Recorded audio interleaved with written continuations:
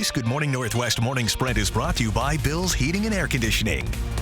It is 6:53. Time to get you ready for your weekend with the morning sprint. Olivia Roberts is following heightened security efforts ahead of the inauguration this morning. But first to Mark Peterson with a look at your weekend forecast.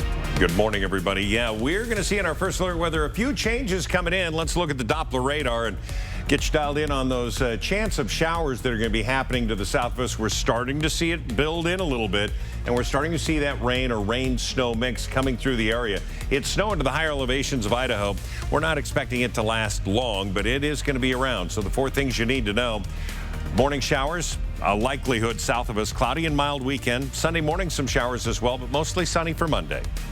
All right, an update on some school closures for today in Spokane. Only Roosevelt and Wilson Elementary are closed due to power outages from the windstorm. Bemis and Whitman Elementary School will be open today. Those were closed yesterday. The district also says families who do not feel safe letting their student attend in person or are unable to access distance learning because of power outages will be excused upon the parent's request. In the Meade School District, Evergreen Elementary is going to remote learning for all students today. The effects of Wednesday's windstorm are still reverberating throughout our community, and thousands of families around the region are still in the dark. Avista says its crews are working around the clock to get that power restored, but some people could be without until Sunday or even longer. Here's a look at Avista's current outage map this morning. There are still more than 27,000 customers around the Spokane area and North Idaho without power. You can report outages to Avista by calling the company or visiting its website. Wednesday morning, we told you about a woman who was killed during the windstorm when a tree fell on her car as she drove in the South Hill. Now we know her name. She was Dr. Melanie Sanborn, a woman who dedicated her life to helping children as a pediatrician at Shriners Hospital. This was the scene at 27th and Post. Hers was the first fatality of this storm and one that rattled those living nearby. Dr. Sanborn began her work at Shriners in 2015.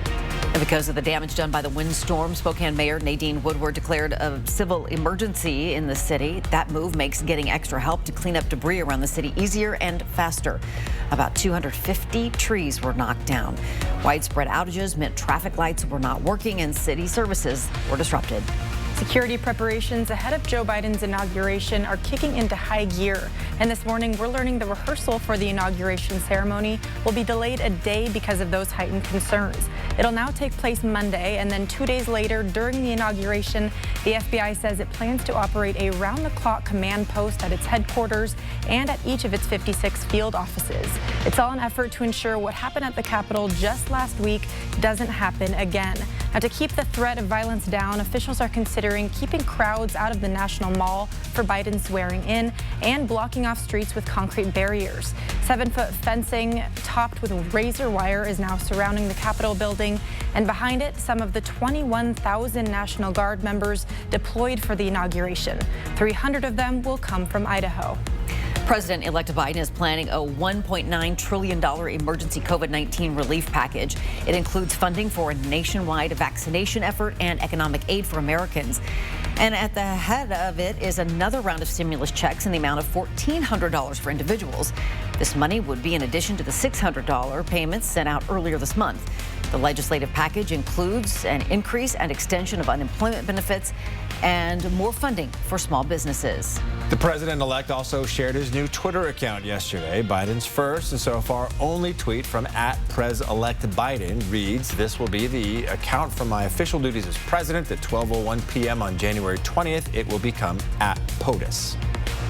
Twilight skiing at Schweitzer Mountain Resort is not happening this weekend. CEO Tom Chassis says the mask guidelines in place for indoor spaces and the lift lines have been met with increasing backlash. He posted this statement on Facebook last weekend saying that Twilight skiing would be canceled for this weekend. He goes on to say, "I will not continue to tolerate the verbal abuse that has been directed towards our staff as they've attempted to enforce our safety requirements."